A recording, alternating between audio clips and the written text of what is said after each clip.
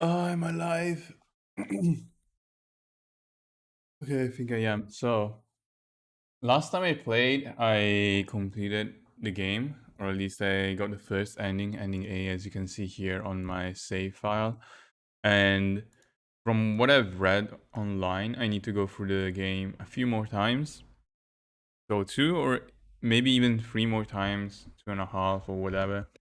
And then yeah, I will have to play through the game multiple times if I want to see the the true or new ending, which is the same as Nier Automata, I guess. I think I had to play through that game 3 or 4 times as well. So I decided to start the second playthrough now today. Wait, why is my controller not working?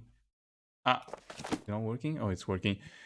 I don't know if I will actually do all the playthroughs, if I will do them on stream, or if I will do them like in my own free time. For now, I just wanted to see how different the second playthrough is gonna be. So yeah, I'm gonna start now.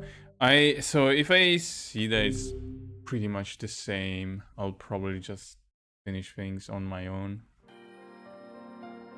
Whenever I interacted with Kaine, I was reminded about something from my past. If I get to see or do more has been things, confusing then I her with my might sister continue this on whole stream time. instead.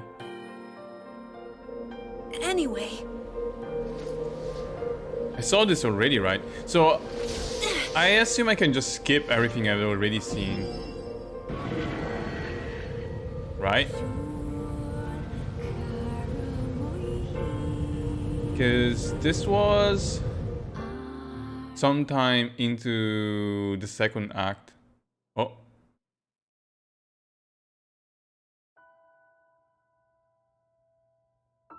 The sun and rain filled the village.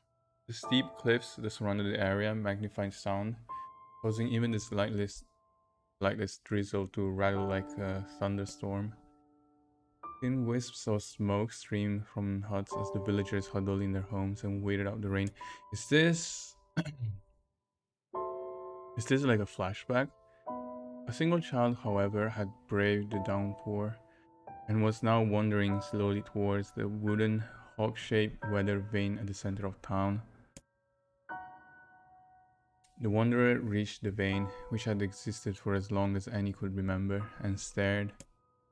The child's face was simultaneously delicate and fierce, so I assumed it is Kaine. Like a teacup that had survived a shipwreck, those traits combined with pale white skin to give the face an almost sexless quality. What does that even mean?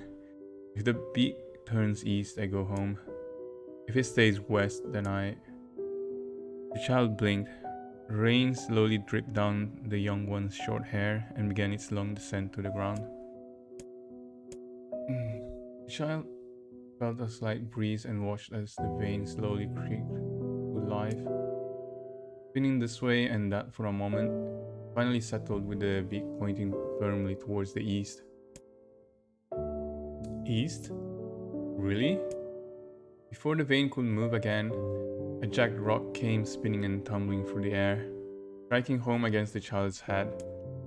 The force of the blow dropped the child to the ground as a hail of stones began to fall all around. Oh no, they found me. A heartbreaking smile crept across the child's face as the stones continued their assault. The rain, the sound of multiple footsteps grew louder before a voice rang out. Yoho, Kaine. The voice belonged to Dimo. Or Daimo, I don't know. Daimo, probably. Worst of all the bullies in the area. As Kaine struggled to stand, a final stone came skittering through the mud and bounced against her foot. Blood oozed from a cut above her eye and blurred her vision, but she could make out the shapes of Daimo and his usual gang of idiots. The boy seemed taken aback for a moment by Kaine's seeming indifference to the blood dripping from her face, but quickly regained his bravado. What's up, freak? You like the rain? You like getting all wet? Or did you finally decide to run away from home? Though she knew it was futile, Kaine turned to leave. Before she could get more than a few steps, the other children scrambled to surround her, cruelty burning in their eyes.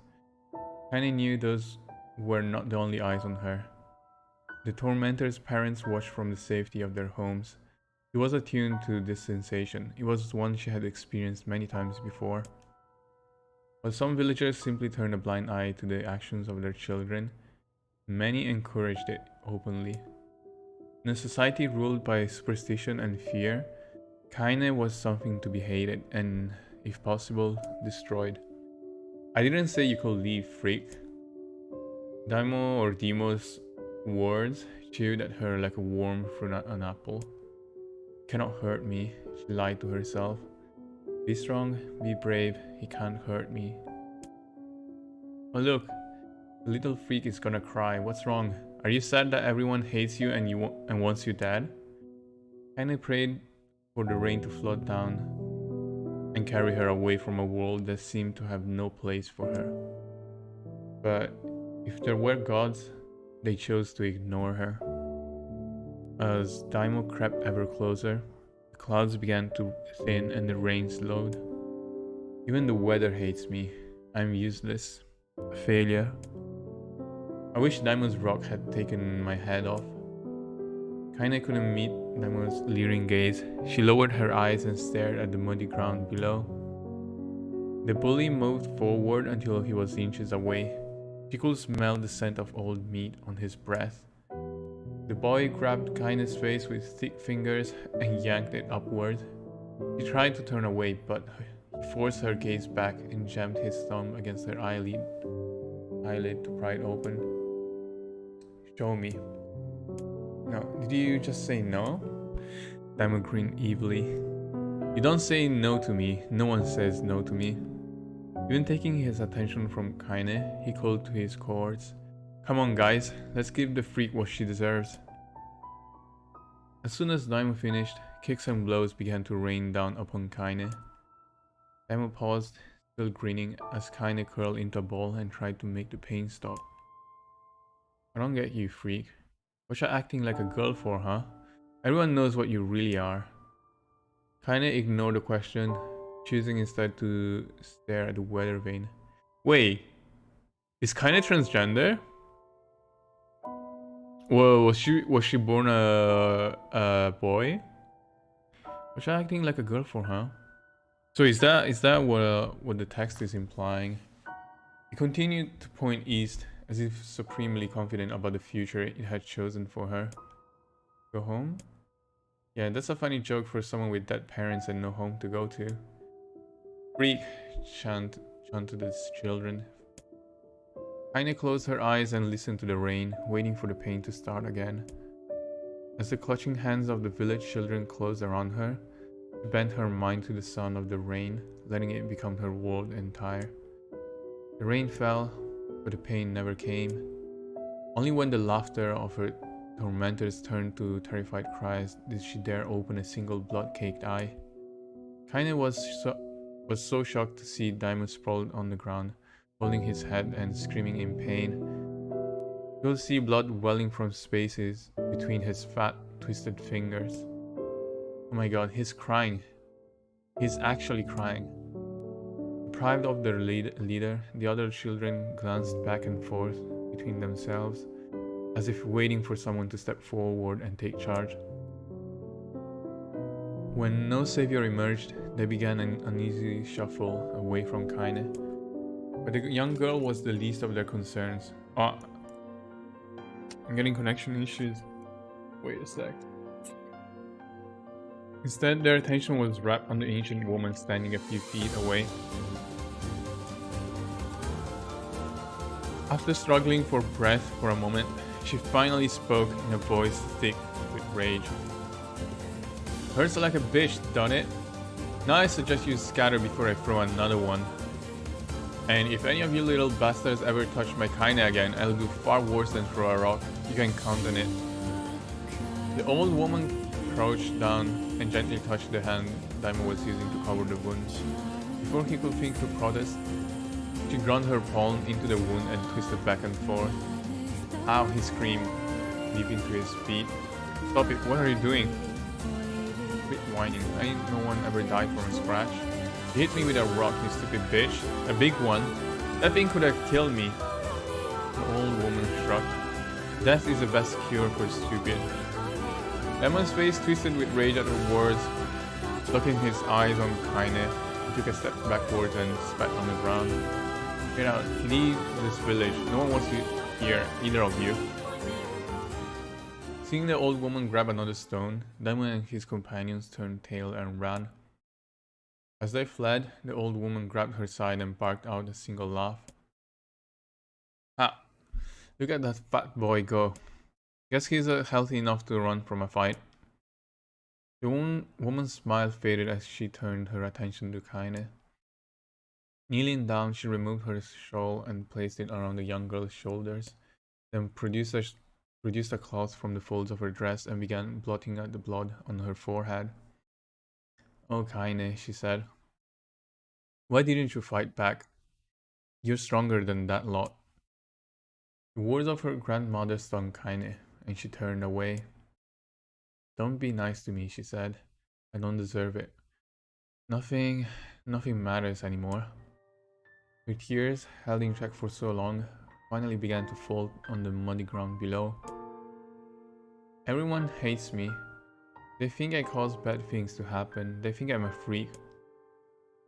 I wish I was dead. As Kaine's tears turned to sobs, she felt her grandmother's hands on her shoulders. Despite her advanced age and diminutive size, she was a woman of surprising strength, and Kaine found herself unable to turn away. Don't talk like that, girl. It's a river wide and deep that flows between the realms of this world and the next, and it grants no mercy to any that attempts the crossing. You got a duty to fight until your last breath. Understand? The old woman tightened her grip and tried to still the tremor in her voice. You know the pain of losing someone close to you, Kaine. You know because you survived it. As the words hit home, Kaine was struck by the force of her love for the old woman. As a young child, she didn't even know of her grandmother, but when her parents died, the woman quickly accepted her as her own. Grandma, as Kaine called her, was cunning, vulgar, and quick to violence, and the first few years together had not been easy. So, I assume that's not her biological grandma, right? Maybe. But yeah, with each year that passed, Kaine and her grandmother had grown closer. Also, I'm checking OBS and my connection keeps dropping. So I assume that what will happen when the stream will end and when the VOD is on my channel is that some parts will be skipped. I think that every time my connection drops, the stream stops for a bit and then the VOD skips the parts where the connection was unstable. That's how I lost like almost half an hour of playthrough on one of my earlier streams. I don't know if I should continue if it keeps dropping like this. But yeah. However, it was only now, sitting in the mud with tears and blood caking her face, that Kaine truly understood the depths of her affection.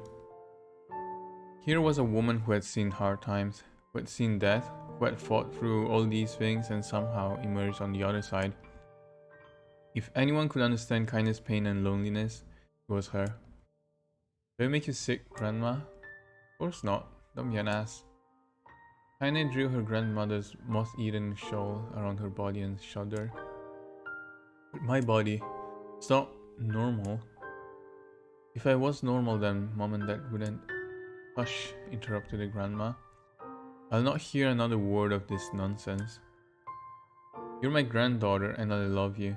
And if folks have a problem with that, they can just go to hell. Okay, she's probably biological grandmother, I guess.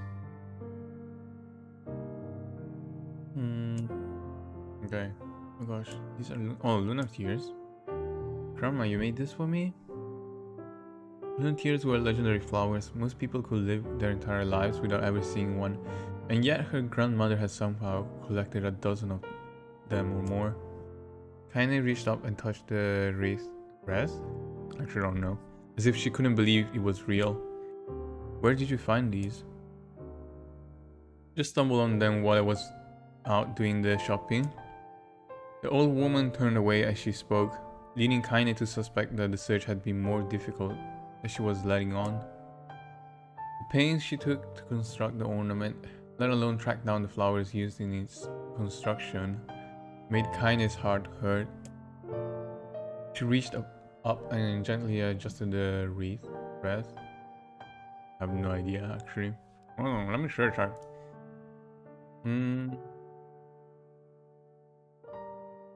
Admiring the way it felt between her fingers.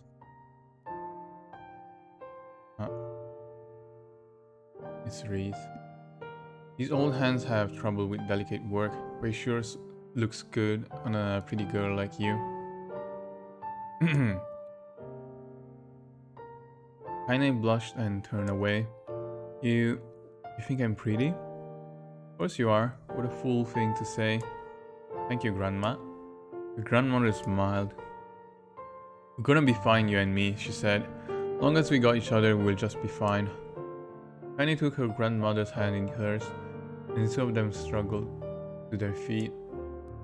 As they began the long walk home, Kaine gripped the hand with all her might, as if trying to stop smoke from drifting away on the wind. The rain had stopped. Kaine stood between the weather vane, watching it spin in lazy circles, no longer caring about the direction he faced when he stopped. I don't need to escape. I have a home now. Grandma loves me, and that's enough, even if it's us against the world. Kaine let her gaze drift up past the vane and into the cloudy sky. The last faint hints of a rainbow were slowly fading. As she turned and headed for home, the light scattered into a million particles and vanished, seemingly taken away on the breeze.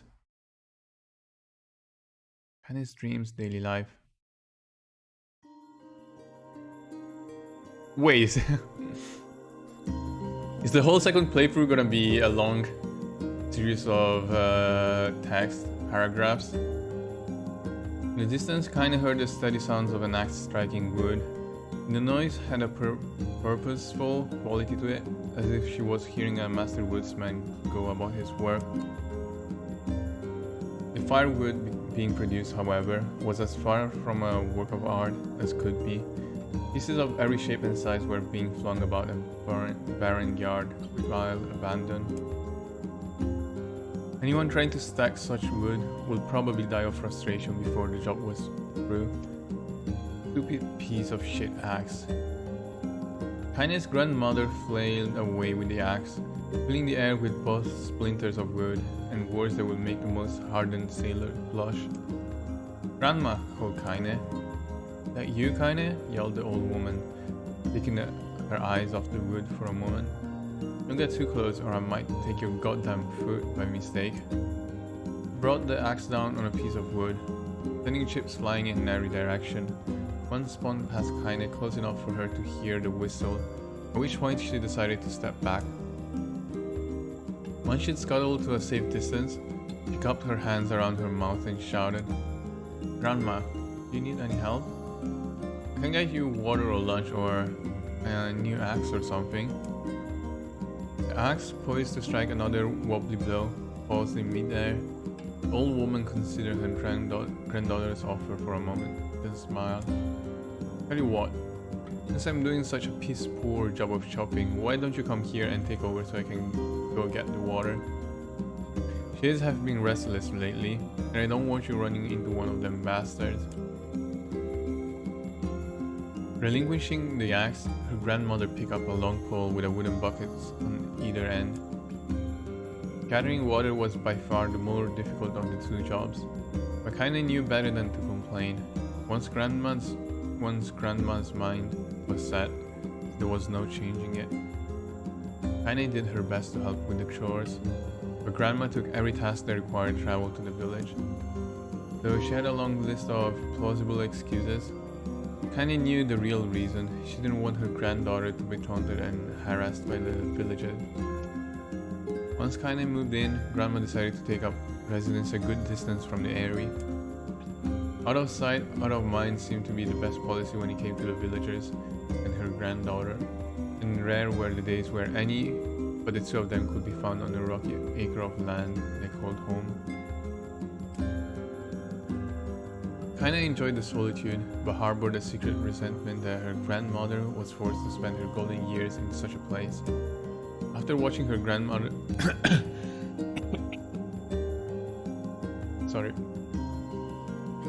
After watching her grandmother leave, Kaine turned her attention to the task at hand. She had never chopped wood in her life, and soon discovered why the old woman hated the chore. Swing after swing of the axe produced only a tiny crack in the wood, and when she finally managed to connect with a solid stroke, the tool embedded itself in the log and refused to budge. Frustrated, Kaine swung the axe around her head and threw it, log and all, across the yard. Damn it. She suddenly understood the joy her grandmother felt in the good curse. Happier now, she picked up the axe, forced it from the wood, and resumed chopping. She had a natural skill with a blade, but the task was challenging, and blisters soon began to form on her small, pinky hand. It is tough, and my logs are all weird sizes. Feeling on her palms and ignoring the pain, Kaine redoubled her efforts. Just as she was developing a rhythm, Grandma returned from the village. Setting down her buckets with a small sigh, she took one look at the logs and coughed out a wheezy laugh.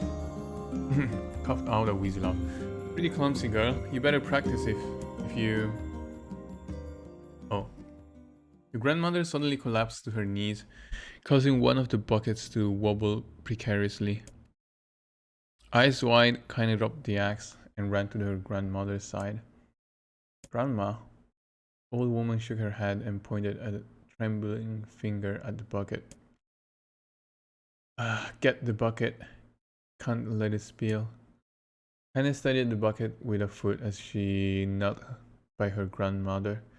A small bit of water sloshed over the side and made a new home in the hem of her dress. But Kaine didn't notice. Grandma? Grandma, what's happening? Crazed with panic, she grabbed her grandmother by the shoulders and shook. After a moment, the woman lifted her arms and patted Kaine away. Stop that. Just stop, she cried, breathing heavily. It ain't like I'm dying. Just tired from the trip is all. Kaine desperately wanted to believe her, but one look at the old woman's shaking hands and worn face told her more than words ever could. The grandmother had lived a long, hard life, and it seemed the bill was finally coming due. The time when her grandmother watched over Kaine was ending. Sooner than either of them had feared, the positions would be reversed. Next morning, Kaine came to the side of her grandmother's bed and took her wrinkled hand. Grandma, you're sick, and you need medicine. I'm going to the village. The old woman shook her head and tried to rise, but Kaine gently pushed her down. It's alright, she said. I'll be fine. Grandmother fixed her with a gaze that could melt steel. After what seemed an eternity, she finally lowered her eyes and sighed. Well, I don't like it, god damn it. But I guess I should quit being so stubborn and let you grow up. The old woman watched as Kaine strapped on her boots and made her way down the road to the village. Hours later, as an unseen sun made its way across a dark and rainy sky, she was still watching. Kaine moved at a brisk pace, checking her pockets every few minutes to make sure the money her grandmother gave her was still there. Every noise caused her to spin on her heels, making sure she wasn't being stalked by a shade or worse, Diamond and his gang. But she encountered neither tormentors nor shades. and Kaine finally found herself at the entrance to the village. The few adults she could see glanced sideways at her and muttered to each other behind raised hands before slinking away into the shadows. Her heart racing, Kaine took a series of rapid, shallow breaths and tried to calm herself. I have to prove myself. I have to help Grandma. I have to be strong. She chanted those words to herself over and over as she slowly made her way. Finally, her eyes settled on a rotund older woman who was angrily waving her arms in the air and telling anyone who would listen exactly what she thought of Kaine's presence. "Hey lady," said Kaine with a bravado she did not feel. "Where's the apothecary?" The woman's flabby cheeks shook in bewildered anger. "How dare this thing speak to me?" they seemed to say. But Kaine saw that her eyes held a different emotion. Fear. "Yeah, we're both scared, lady. Trust me on this one." "Which way?" Kaine repeated. The woman pointed at the small building to her right before hitching up her dress and stumbling off in the other direction. Kaine cringed, expecting a stone to come flying from the assembled crowd, but none came. Her mind was filled with a strange sense of pride as she made her way to the apothecary, but the new emotion had little time to take root, for as soon as she opened the door, she noticed a familiar customer at the counter. "Is that Daimo?" "It is."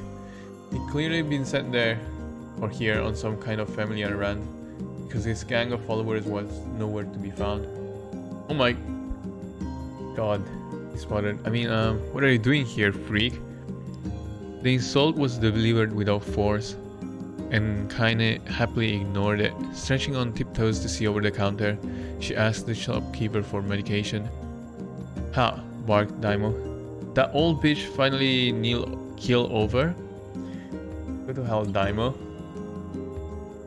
The boy's eyes grew so wide they seemed ready to fall out of his head, but before he could let fly a comeback, or worse, a punch, the apothecary told them to knock it off before he kicked them out of the store. Daimo slunk out of the shop, cursing Kaine under his breath. Once he was gone, she allowed herself to breathe once more, taking a brief tour of the shop while the owner prepared her medication. Countless tiny bottles filled the cramped store, each with a label written in some indecipherable language. Indecipherable, I guess. Language. A notion of aromas assaulted her nose, creating a scent that was exotic, but not altogether unpleasant. Seeing as such a variety of supplies gave Kaine a new sense of peace. Surely, in a world so vast, there would be a place that she could call home. On the far wall, behind the counter, rested a portrait of a stunning young girl. The picture had once contained bright, vibrant colors, but time had worked its cruel magic, and they were beginning to fade. The beauty of the work, however, remained undiminished. "You like that picture?" Kaine turned to find the apothecary with a small vial of medicine in his hand. His eyes were gentle but sad, and they seemed to stare through her and nothing as he spoke. "That's my daughter. I sketched it when she was just a little girl. She's been dead for a long time now." Kaine didn't know how to respond. She just stared at the portrait and tried to come up with the right words. "Pictures are wonderful things," continued the shopkeeper. "They let the ones closest to you live on forever." He shook his head lightly, then looked down at Kaine and smiled. Handing her the medicine, he reached into his sizable green apron and produced a handful of old wax crayons. "You shall have these. There's no one left that I wish to draw." And I took an instinctive step back, causing the shopkeeper's face to darken. "Yes, I've heard the rumors about you," he said. "It's a small village and word travels quickly. Between you and me, I'm not sure which one of them to believe, but I also don't think they matter much. I know your grandmother, Kali, and I think the way she was driven out of this town is just deplorable. Grandma's name is Kali? Thought Kaine suddenly. She was still mulling this new fact over in her mind as she reached out and gently took the crayons from the apothecary's hands. Your grandmother is an old friend of mine, he said as Kaine scooted away yet again, and I owe her much. I wager she would like it if you drew a picture of her. Yes, I think she would like it. She would like that very much. Kaine murmured a quiet agreement, but inside her heart was bursting. Never before had a villager treated her with anything but complete contempt. It was a tiny, almost imperceptible step, but it was a step nonetheless. And with enough tiny steps, she might one day discover the rest of the world. When Kaine returned home, she found her grandmother asleep in her bed. Her feet were blackened and raw, even bleeding a bit in places, leading Kaine to think that she had been pacing around the room until exhaustion finally caught up with her. She placed the medicine by her grandmother's pillow and turned to leave, but found the old woman's hand clasped around her arm. "Back already, are you?" asked her grandmother with a yawn.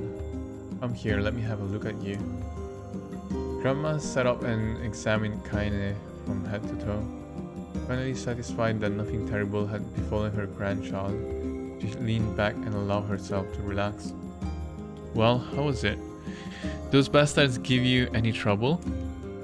"It was kind of fun," said Kaine with a small smile. "No, seriously, it was." "Fun, eh?" asked her grandmother in a voice which implied she believed anything but. "Uh-huh. So anytime you need me to run an errand, just let me know." As she spoke, Kaine removed the crayons from her pocket. After a brief explanation of their source, she informed her grandmother that she was going to sketch her portrait. "A portrait of me? Ridiculous. No one wants to stare at a wrinkled old crone." "Grandma, it will make you live forever." "Horseshit," said her grandmother, throwing back the sheet from her bed. "Living forever would just piss me off. Now put those crayons away and help with dinner." But Kaine will not relent, and in the end, Grandma found herself leaning against the wall of their house, as if posing for a master artist. Kaine took up the crayons, eyed her subject carefully, and set to work. Just as the grandmother was about to nod off, Kaine finished the piece. After staring at it for a bit, she released it from her grip and let it slowly drift to the floor.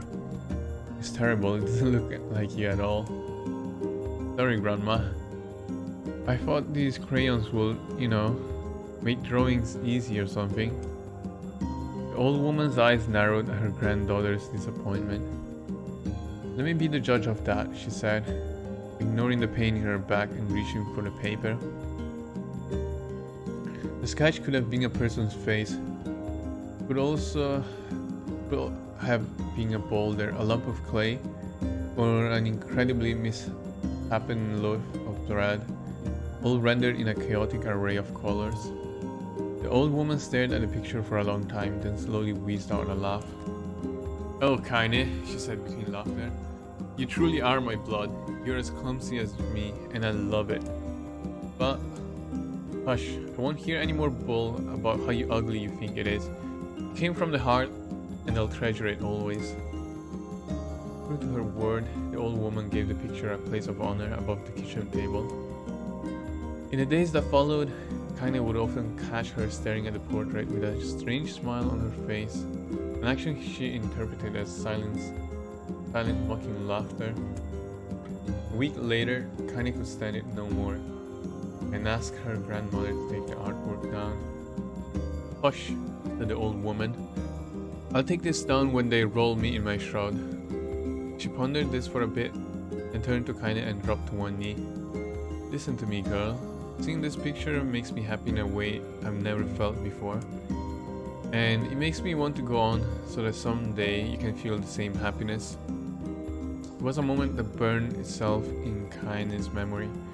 A perfect blend of pride and love and joy that came together to form a lifelong remembrance. She swore to never forget this moment, to never forget the old woman who had made her place in the world possible. Time moves on. People and memories move in and out of a life like ghosts passing through a hall. But this moment will be different, Kaine swore, because I will remember it forever. Forever. Kaine's dreams, separation. Oh, it goes on. That it's gonna last forever. Kaine listened to the sound of crackling firewood and stared at the black object on her plate. She'd been pushing it around the wooden disc for a good 10 minutes, ignoring the bemused stare of her grandmother. Finally, she summoned her courage and gave the object a brief sniff. A sharp, bitter scent flew up her nostrils and made its home there, causing her face to twist with disgust. Grandma, I can't believe you want me to eat a bug. The old woman threw some more wood under the cooking pot and snorted. No bug, you fool girl. It's a berry. Why the hell would I be feeding you bugs? Yeah, well, it sure looks like a bug, said Kaine, and I think it's burnt or something, because it smells terrible. With that, Kaine held her nose and threw the berry in her mouth, chewing as little as possible. Oh yeah, that's terrible, alright. Why, you little brat, laughed the old woman. Look at the sass on you. You've been spending too much time with me, and that's a fact. 5 years had passed since the moment when Kaine's grandmother saved her from the bullies. As is often the way with two stubborn people, their relationship had grown in fits and starts, but moved forward all the same. Meals that used to be somber affairs were now filled with laughter and hurled abuse in equal measure. Kaine could not remember a time when she had been happier. As the years went by, Kaine started to shoulder more and more of the daily responsibilities.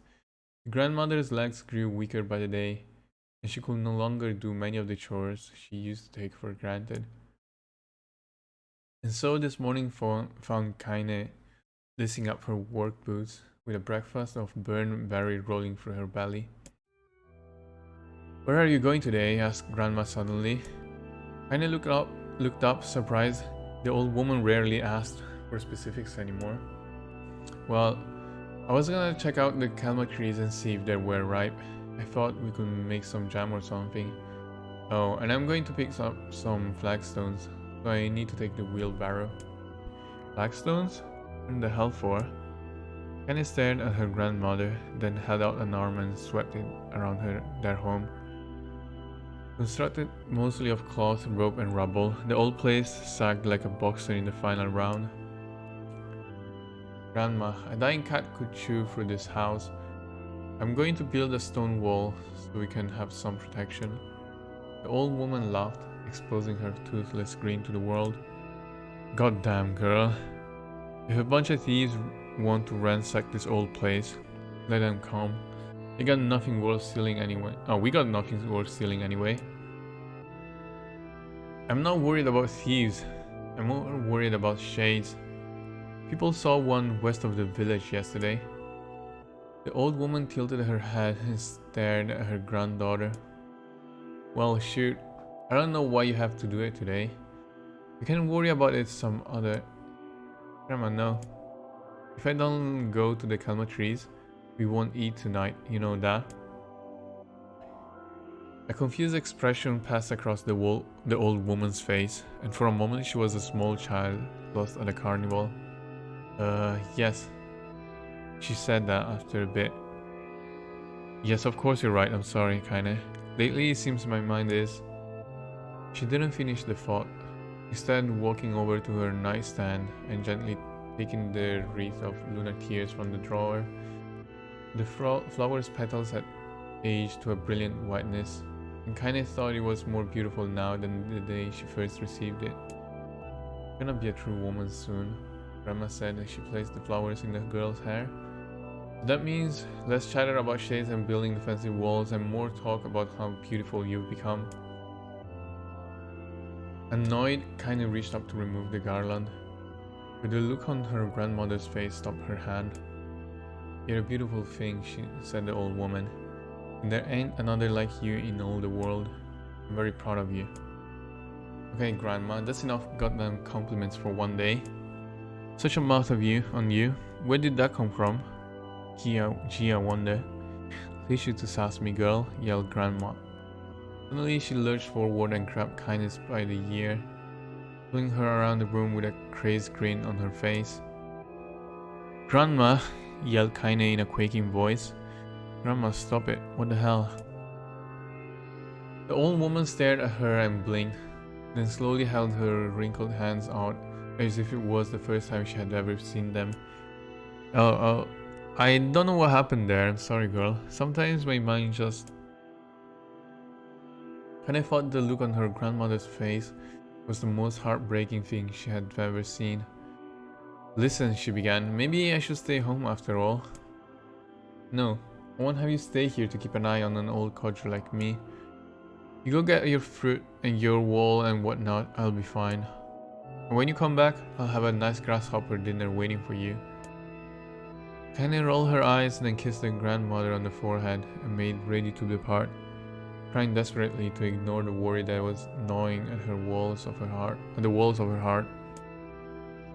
Kinda could feel the old woman's eyes watching her as she moved down the path. Don't turn around, she told herself.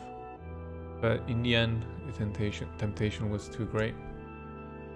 She spun on her heel for one final look and saw a small, bent woman standing in front of a ramshackle hut with a sad expression on her face. Gods, she looks so old now. It's like the wind could reach down and just carry her away. Kinda worried about her grandmother all day, causing her to work to suffer. What little fruit she could collect was tossed carelessly into the wheelbarrow, and she only found a couple of stones before losing interest in the project. Finally, as dusk approached, they decided to call it a day. Cursing herself for the lack of focus, Annie pushed the nearly empty wheelbarrow back down the path. As she crested the final hill, she suddenly froze in place. The wheelbarrow fell from her fingers and collapsed on the side, sending a few pieces of wrinkled brown fruit rolling back down the hill. Her gaze was transfixed by a thick black cloud that hovered just ahead. Tracing its path with a finger, Kinda suddenly felt her stomach knock in on itself.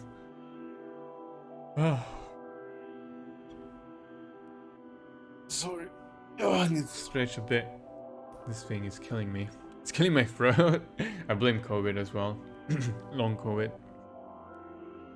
No, oh gods, no. Her grandmother's house was ablaze, the flame licking up as if trying to touch the sky itself. Grandma? Grandma! Kinda ran them. Faster than she had ever moved in her life. Once she tripped on the stone and went sprawling into the rocky ground. Oh wait, once? But she leapt to her feet and continued running, unmindful of the blood that spilled from her wounded hands and knees. As she got closer and closer, Kindness' mind began to race in time with her footfalls. It's too dark. It's too dark, not just fire. Can't be fire, too much smoke. Gotta save her, gotta save her. She burst into the front yard and came to a sudden halt. The worst suspicions confirmed. The smoke from the fire was mingling with the thick inky blackness of an enormous shade. The massive creature supported itself on three twisted feet and achieved balance through means of a large armored tail. Wait, is this the one that you killed? It's the one we met when we first met Kinda, right? Scaled horns and claws sprouted from its body in a random chaotic pattern, giving it the appearance of a lizard designed by some insane god. Seeing Kinda, he let out a roar and flicked its tail, sending a small whirlwind spinning around the yard. For a moment the creature retreated into the shimmering inky blackness, as if her mind was unable to comprehend that such a thing could actually exist.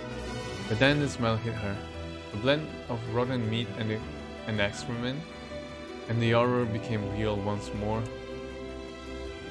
The creature bellowed again, and this time Kinda responded with a scream of her own.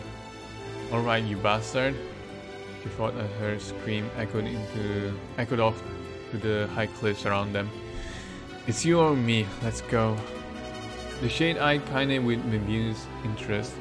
Then he began looking from her to the house and back again, as if urging her to look at the destruction he had so gleefully wrought.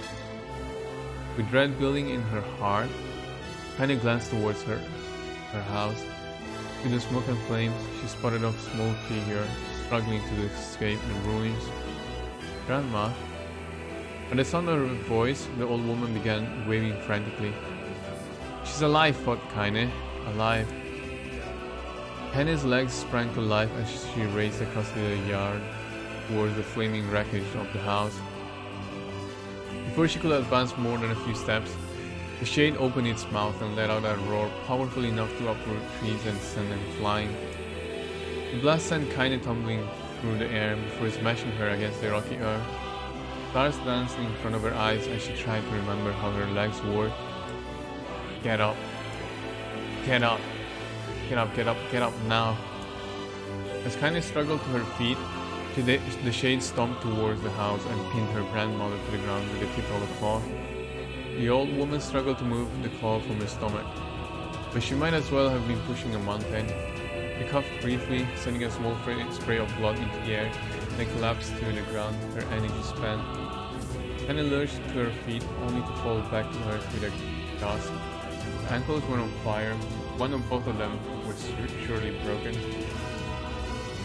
Ignoring the pain that screamed through her body, she began dragging herself across the ground, leaving a drunken trail of dust and blood in her wake. Grandma, hold on, just a little longer. The grandmother's face was turning blue, her eyes rolling back until only the whites were exposed. Connection is dead. Kaine pulled herself across the ground with maddening slowness, the distance seeming to increase with every second that passed. The shade glanced between the two women and flicked out its tongue, its giant mouth turning up the corners. Short, panting breaths belched from somewhere deep inside its core. Bastard, laughing at us. She had no idea how such a mindless creature could experience emotion. But there could be no doubt that the shade was taking joy in the suffering. Yeah, I see your plan. The shade moved its claws slightly, allowing Grandma to breathe again.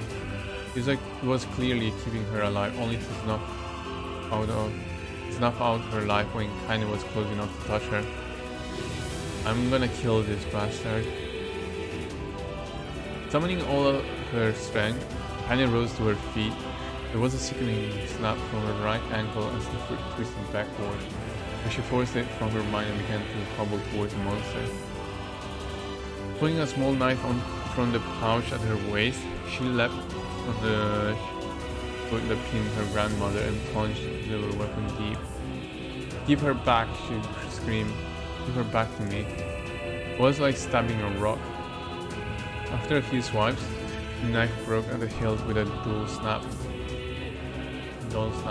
The shade panted and laughter again, then raised its tail and sent it rushing through the air towards the young girl that was lashed to its throat.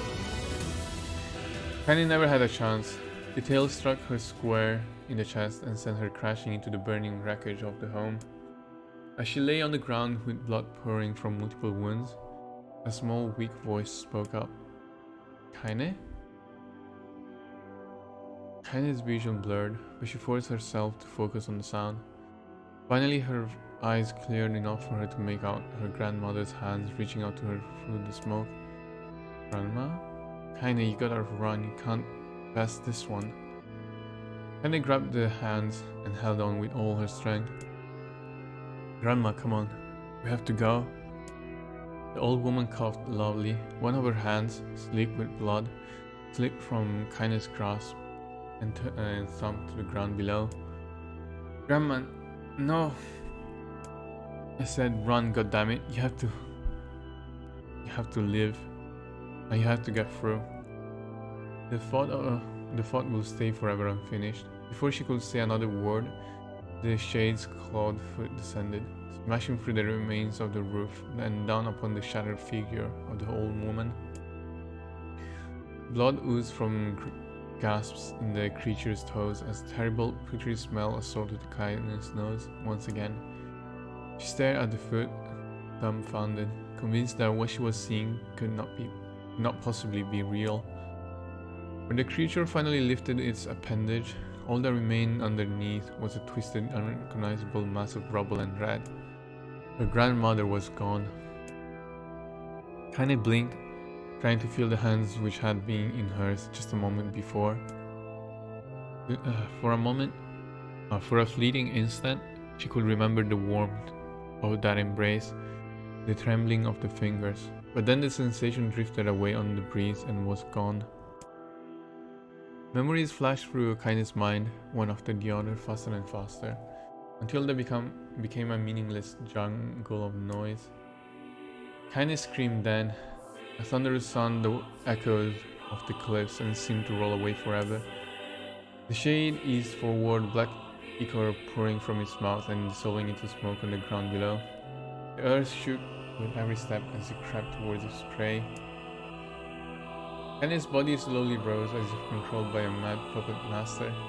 Her arms and legs were bent at impossible angles. Her head lolled dangerously to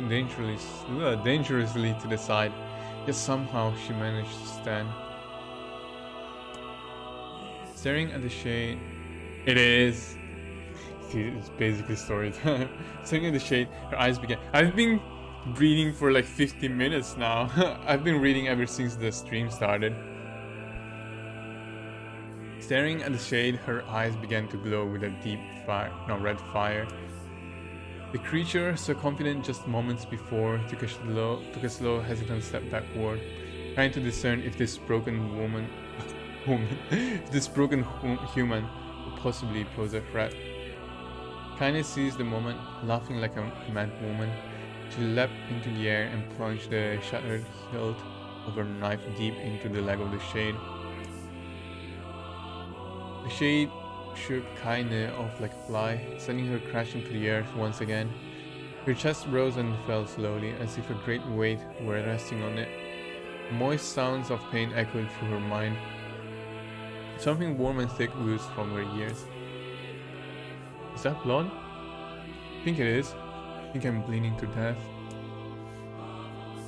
No, can't die. Grandma told me to live. Deep inside Kaine's mind, something finally broke. The sound, the pain, the smoke and flames, all of it faded away until all that remained was a single incantation repeated over and over again. Yeah, this could be like, instead of... I think there is a stylistic choice, or maybe they just wanted to save money. They could have made this a long cutscene at least. This flashback, or like showing the past of Kaine. They could have made a cutscene. But I feel like the budget of the game was probably very small, or at least it feels like it. It feels like the budget was small, considering like how the game looked and played, and how the game played during the first playthrough. There's a lot of kill it.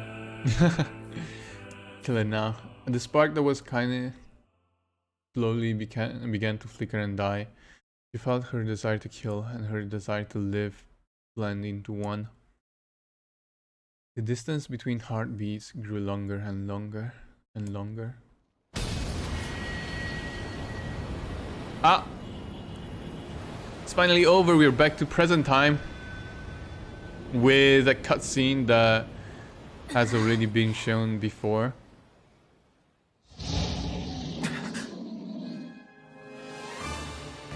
The beast approaches.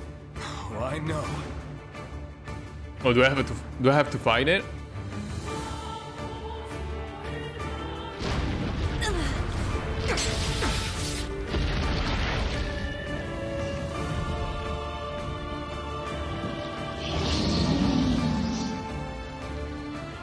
Oh no, I'm fighting the same boss. And I'm still using the boy. Still using Sephi. Oh. anger this creature must have. How did it even survive these past 5 years? That's what I asked myself Not as gonna let well. this happen again. It dies today. My sword, it's lighter. It's not the blade, but the skill of the user. Strike it down. Now.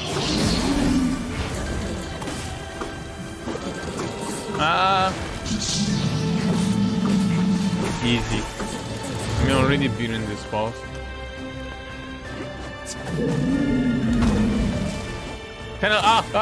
Wait. Okay. Kinda annoying that I have to go through the same bosses again, though.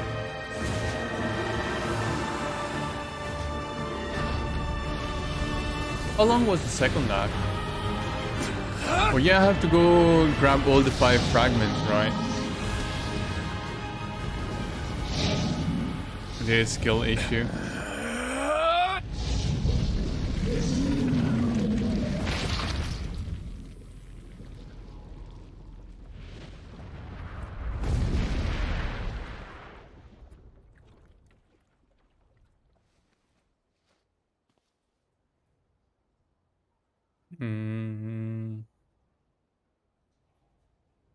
But do I get to play as Kaine though? That's the question.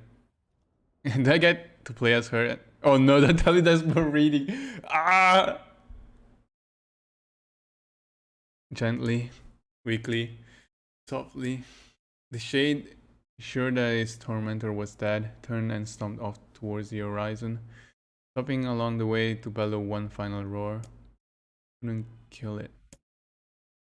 Shame beyond imagining, Kaine tried to turn her head to the side, but only succeeded in coughing up a huge gout of blood. It was getting difficult to see, and only after a moment of fierce concentration did she realize that her left eye was gone. Wait, her left eye is gone? Wait, is it? No, she has both eyes right now, right? I kind of forgot. Laughing to herself, she turned her remaining eye to the ruins of her home and noticed a ragged stump of arm resting a few feet away.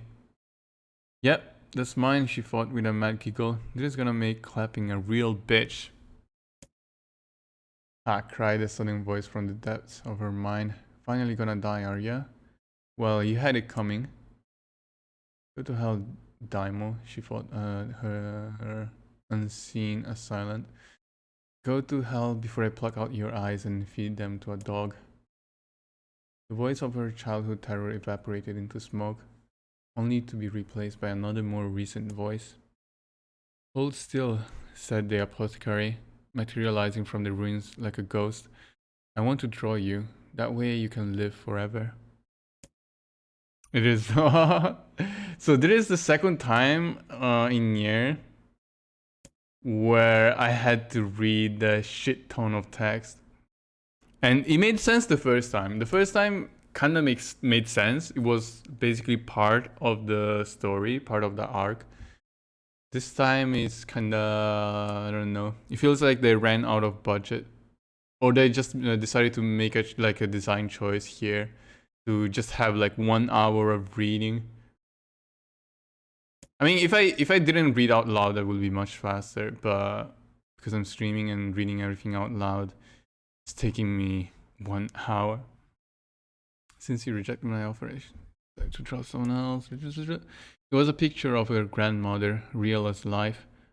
Kaine opened her mouth to thank the man, but stopped as the picture began to blacken in the middle. Before she could say anything, dozens of multi-legged insects began to swarm across the image, tearing at it with sharpened pincers.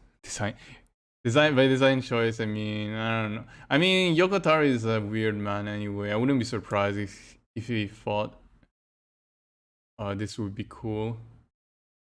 And he reached out with her remaining arm and waved. Whatever. To her surprise, the insects fell off the picture and to the ground below, where they vanished into tiny black tendrils of smoke. Relieved, Kaine turned her good eye back to the picture, only to open her mouth in a silent scream. The sketch now showed her grandmother as she truly was, a smashed, unrecognizable lump of nothing. The apothecary smiled and broke into a jolly dance. See that? He cried as he danced his jig. It's perfect now. He looks just like you. I look like that? Oh god. God, I'm gonna die. I'm gonna die. Drowning in despair, Tanya laid her head back in the mud and smoke of her ruined house and waited for the end to come. But just just before she let everything go, an unfamiliar voice began whispering in her ear. "And you got a wish, sunshine?" The voice was vulgar and fierce at the same time, as if insanity had somehow found a way to take form. Anna wanted to scream as the voice crawled under her skin, but her lungs refused to work. "You know, a wish? Like a prayer or something? Why don't you get on your knees and start praying to heaven? Please, invisible man in the sky, save me. Save me." Ha ha ha ha. Kaine finally resorted to shouting at the voice with her mind. "I don't make wishes, they don't come true for me. I'm a curse, a freak. I should be left to die." The other voice boomed in her ears. "Wahahaha, oh god, you are the best." Kaine glanced down and saw black shiny substance oozing from her legs. She tried to brush it away, but her remaining arm would no longer respond. The substance slowly crept around her feet, and then began moving up towards the rest of the body. Is this death? Is this what it's like? Or is my mind just losing itself? To feel the slime oozing upward, feel the hot searing pain it left in its wake. Whatever else might be happening, she was still alive, and this was real. "Come on," said the voice, "let it go." Then I tried to ignore the voice and concentrate on the pain, but the newcomer would have none of it. "Don't ignore it, sunshine. You're ready to give up, ready to die, so why not let me have it?" "Have what? Your body? Come on, give it to me, give it to me. I wanna stand on the ground, feel the rain, taste the wind." The voice paused, as if licking its lips. When it resumed, it was filled with mad, unabated joy. "And I wanna take your hands and use them to choke the goddamn life out of people. I wanna tear out their throats and bathe in the blood, just like before." In response, Kaine shifted her head and vomited. The warmth of it crept down her front and mingled with the pain of the encroaching black ooze. "Are you a shade?" "Yeah, maybe. What of it?" The slime reached her face, crept up past her nose, and slowly oozed into the socket of her missing eye. From the moment it touched her brain, Kaine was struck by the most powerful sensation she'd ever felt in her life. It was ecstasy. She wanted to scream with delight, but all she could manage was a small whispered moan. "What the fuck is happening right now?" "It feels good, don't it?" asked the voice with a chuckle. "Yeah, what can I say? I know how to please the ladies." "Now give me that body. Come on, give me that body and I'll give you more of this feeling. It's a fair trade." A black lump began to protrude from Kaine's side. As she watched, it grew longer and thicker, eventually taking the form of her missing arm. "I can see better," she thought. "My eye must be growing back too." The slime reached up to envelope the rest of her face, but she managed to brush it away.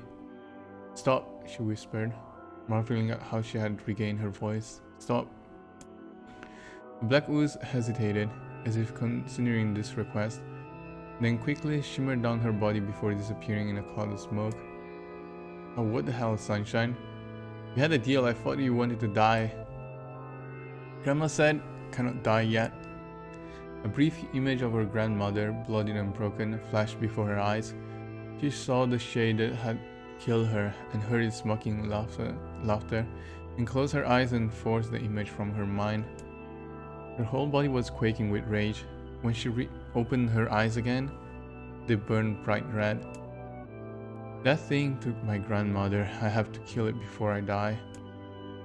Kaine glanced down and saw a mysterious pattern, the pattern of the shades. burn itself into her left arm. Well, I'll be damned, said the voice cheerfully. Look at that, Sunshine. I think you and me are gonna be good friends now. Kaine stared intently at her arm. The more emotional she felt, the more the letters seemed ready to puncture her skin and begin infecting the rest of her body. The arm clearly had a will of its own now. Stop. Gotta stop. Holding her left arm in her right, Kaine took a deep breath and tried to calm herself. Come on, don't fight it, pleaded the voice. It's my favorite dish and I'm hungry. Let it go, feel the anger, burn with the fire of revenge, thirst for blood and God there and... Shut up and get the hell out of my body. Your body? Oh, that's rich, Sunshine. Real rich. Look, why don't you just up and die so I can have this body all to myself? What do you say? Bet those body of yours in the area will love to see your dad. Kaine grabbed a nearby shard of glass and tried to saw off the shade-infected portion of her side. Before she could, her darkened left arm grabbed her right wrist, crushing it. Kaine screamed and dropped the shard as the sound of bone crunching on bone filled the air. Hahaha. Stupid idiot girl. You're possessed now, Sunshine, and there ain't no going back. The voice laughed again, a loud long wail that seemed to go on without end. Possessed? Whispered Kaine. Yeah, possessed. You and me, we got what you might call a timeshare agreement. Remember how folks used to think you were a freak? Well, wait till they get a load of you now. Kaine looked up, tears in her eyes. The sky seemed smaller somehow, darker. Is this because of the shade? Is this how they see the world? So, listen, purred the voice. I know this whole possession thing seems a bit sudden, but it ain't all bad. There's plenty in it for you too. I'm a very powerful creature, Sunshine, and now that power belongs to you. You got enemies, people you want to kill, I can make it happen. The little fat kid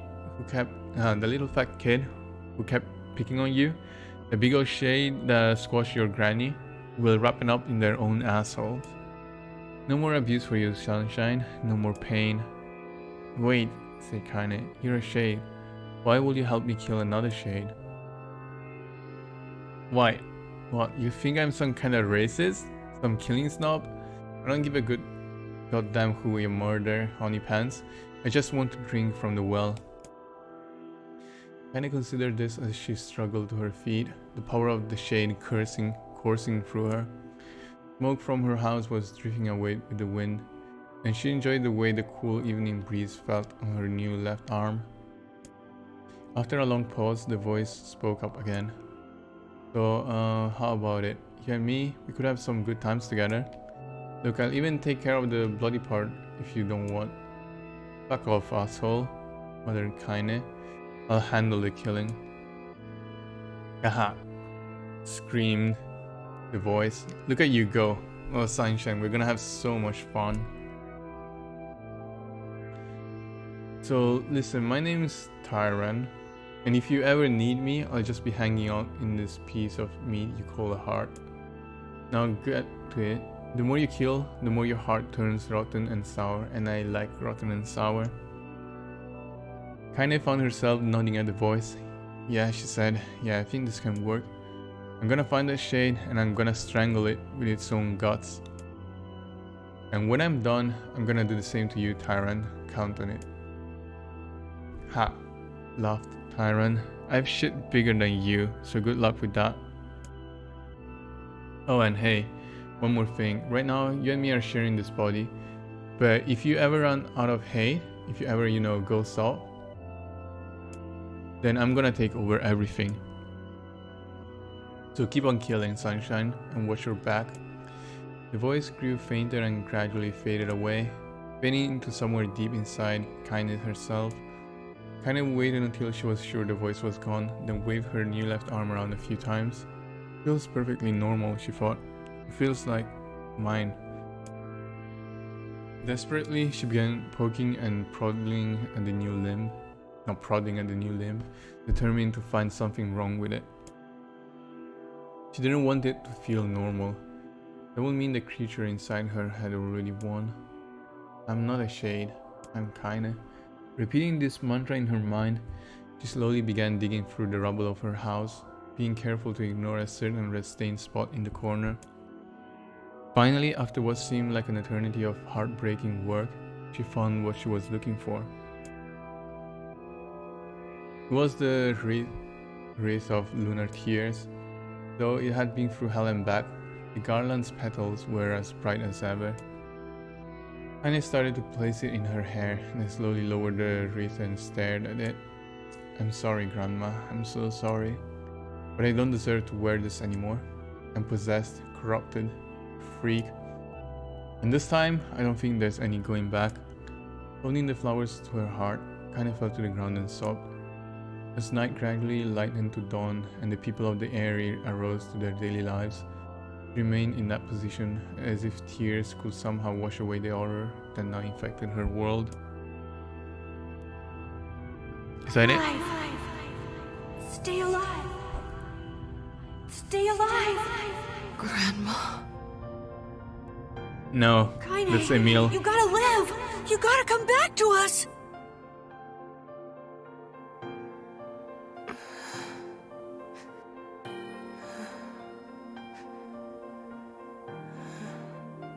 Oh, hey.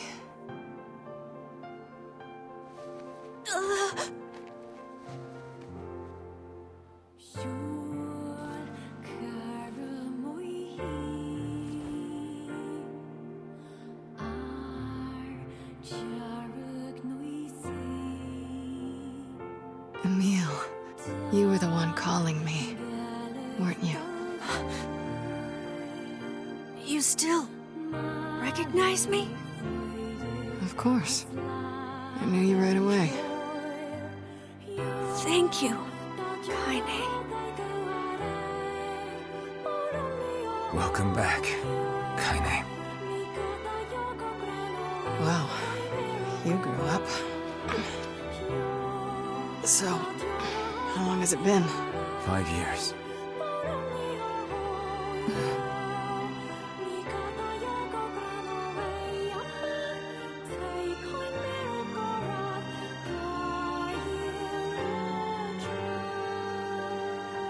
Shit.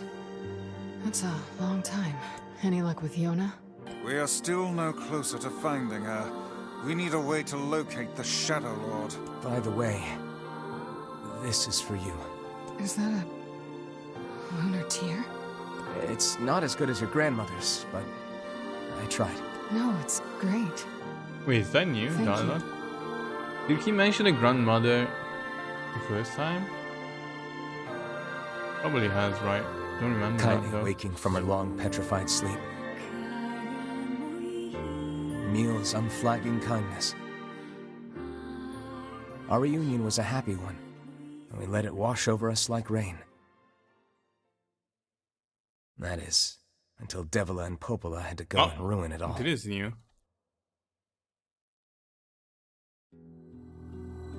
Oh wait, that is Are not you new. kidding me? I remember this You part. can't be serious. Please, They're basically try to kicking understand. the two of them out, right? People are tired and scared, and This Yeah, is already It's okay. We can already sleep. no gone one through sleep. this. You and Kaine People are afraid as long as you're right. I'm used. but We'll sorry about.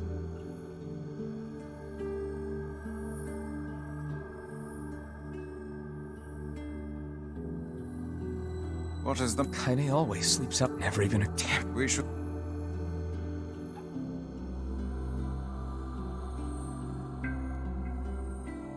I didn't get much sleep that night. Yeah, that is still the same as the first For the playthrough. first time in my life, I hated Devila. For the first time in my life, I doubted Popola. But those feelings are pointless in the end. They said and did what they did for the sake of the village. To protect it from the horror of the Shades.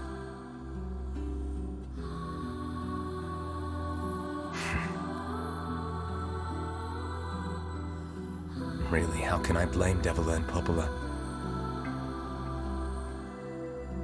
In the end, I'm just as bad.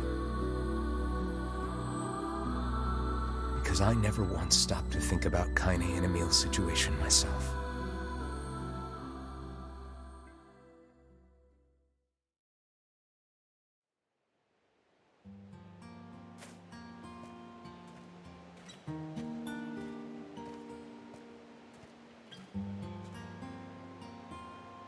I should apologize to, but what good? I got a fire going, Kaine. Wait, is that? Oh, this new, right? This cutscene I'm is so new. happy to get to talk to you again, Kaine. Yeah, me too. I tried everything I could think of to save you, you know. I polished you with a special cloth. I poured warm water over you. Wait, you poured water on me? Yeah, but it didn't really do much except make you all shiny. Hey, Emil. Thanks for saving me. I guess you noticed how I look different now. I'm sorry, Emil. I'm sorry for all of it. Well, I mean, this new form isn't all bad, you know? At least I can look at you when we talk, right? Hey, so why don't you tell me something about yourself? I'm not very interesting. Sorry. Come on, I just want to know you better. Please? Fine. This all happened when I was a kid. Before the whole shade possession thing. My body is different. And when the villagers found out about it, they started treating me like a freak. But one person, my grandmother, accepted me just as I was. No matter how The bad textures things got, on the rocks though. she gave me the strength to keep going. She's really special to you, huh? Yeah. Oh, hey! That gives me an idea. Since we cured your petrification, we should start looking for a way to cure your possession in my body. I know we can do it if we all work together. Heck, it'll probably be super easy. Let me guess. More warm water? Okay, can we just forget I told you about that?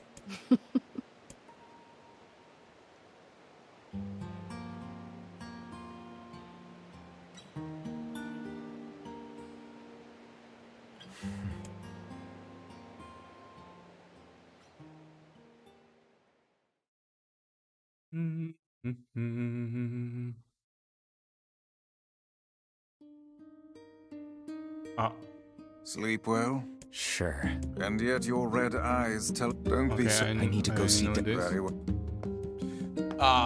But I think I'm gonna take a break now in the stream here.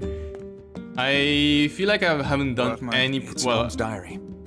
I have not Oh, heard you Mom? speak much about your this is the mother. first time he mentions the mom, right? She got the black scrawl and died when I was little. My apologies for bringing it up. It's all right. I can barely remember her face anymore. This is the only thing I have left of her. Reading it helps remind me of when we were still a family. I see. But the final entries get a little strange. In what way? Well, take a look. Oh, no more reading. Oh, system data saved. Say there. Can you not hear me? What? Wait, what? Why are you standing about like a slack-jawed ninny? What? Isn't this the Felt like I was dreaming or something. Isn't that this the Sleeping on character one's feet is quite from the talent indeed. Gestalt? Come now. There's the door. Right. It's the Let's go. character that was in Nier Gestalt, I think. The Western version of Replicant. See, beyond this point, you will be unable to save until the battle is over. Do you want to go through the door? Well, I guess I am.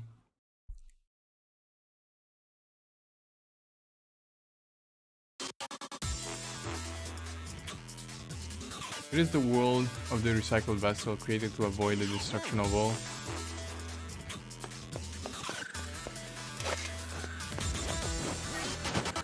Ah! Okay, am I supposed to go up?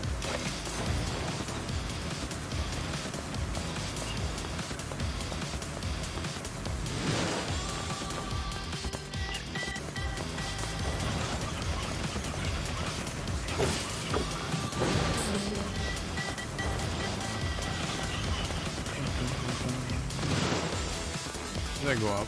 Or maybe I need to go down instead.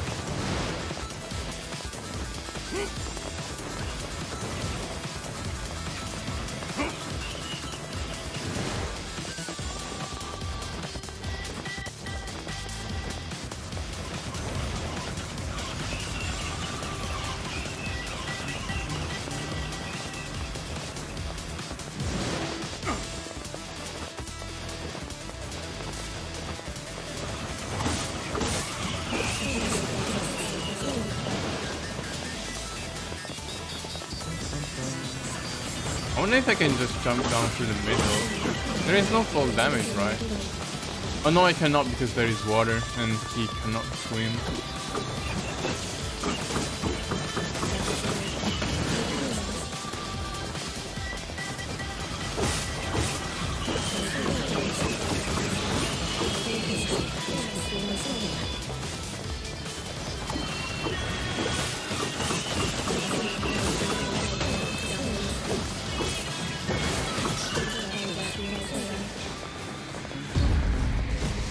What? Oh, mini boss. Where is it though? Is it below? Oh, it is. So can I actually go down?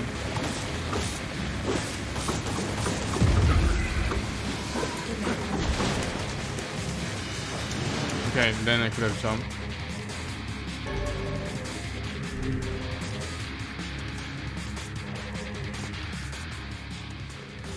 Black Skull and Lost Destiny, a white book that follows through.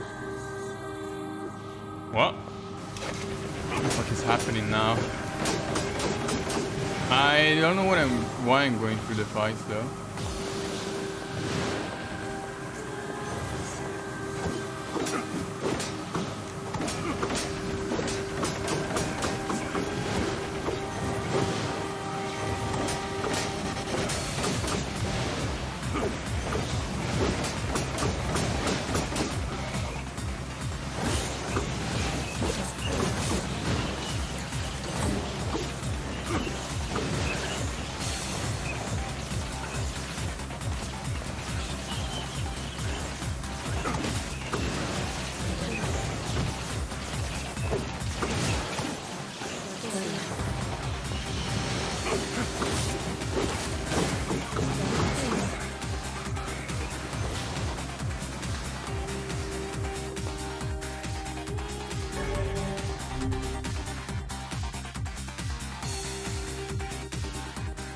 More healing items. Soldiers of Soul calling forth white death.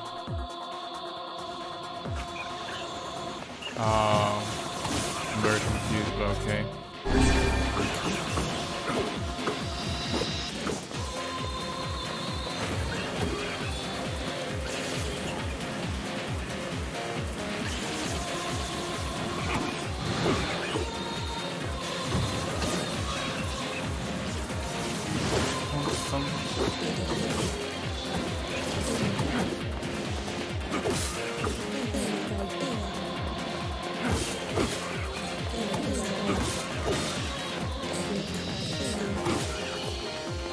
So everything is dying to one hit. I don't know if that's supposed to be the case. Level 27. Am I getting experience from this? 2268. No, I'm not getting experience either.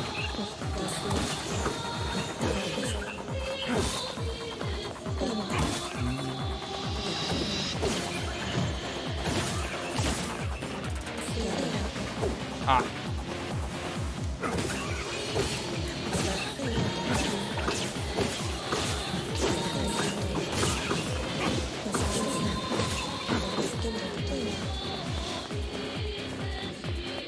Where? One-handed sword, Fool's Embrace.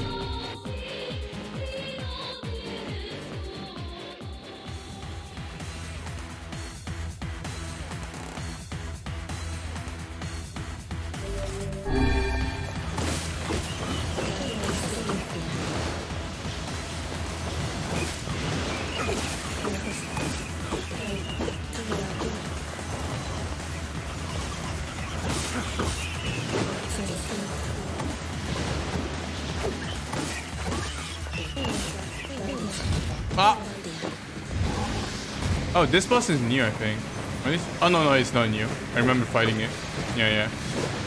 I fought this boss already. I don't remember where. Oh, is it in the place where I found Vice?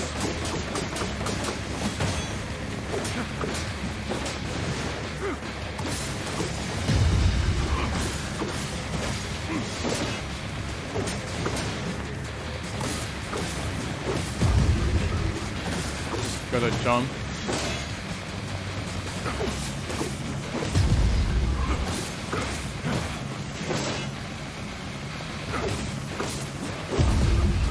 Ah.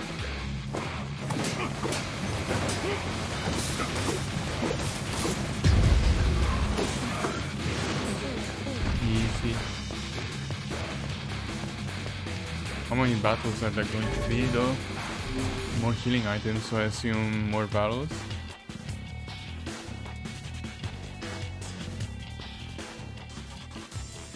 Black sickness stains the future. They journey to return to soulless vessels. Oh, can I skip these? Ah! Fuck forming. I can probably skip the enemies. Ah! Stop falling into the sand.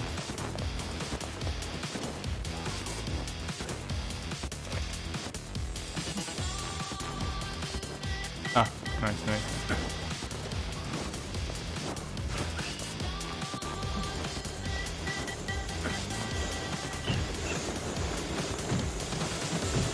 Ah, rip. Please don't start from the beginning.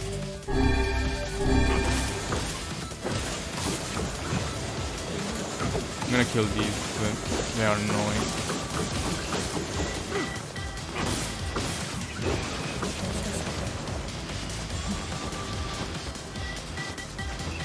Nice.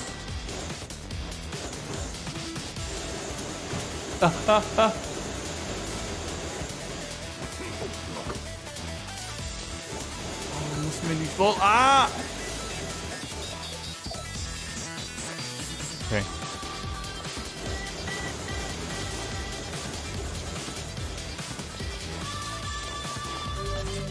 I'm dying. Whoa! What the hell is that?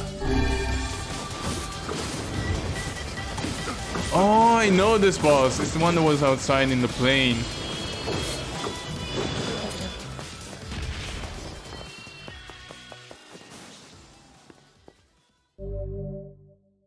Kabuki outfit.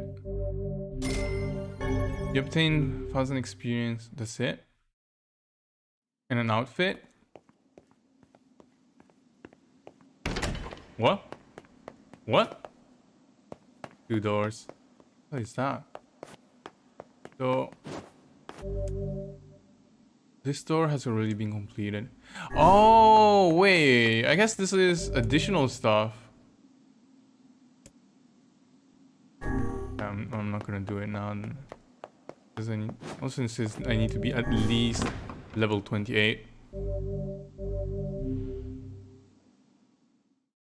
But yeah, I was saying before I entered this place, I don't feel like I've made much progress today. Something wrong? I feel as if I've just awoken from a most unpleasant dream. I know what you mean. That happens to me whenever I read it. Yeah, really paying off, and I almost destroyed my own throat, my post-COVID throat, by reading so much in like the past hour or so. But yeah, I don't know. I just hope that the playthrough itself doesn't have as much reading as I had to do today, but I will probably continue to play through and go through all the different endings on stream. I don't know what else to play anyway, and I don't really have anything right now that I really want to play, so I'm just gonna continue with this for now. But yeah, that is everything today for me. Thank you guys for watching the stream, and see you maybe in the next one. Bye.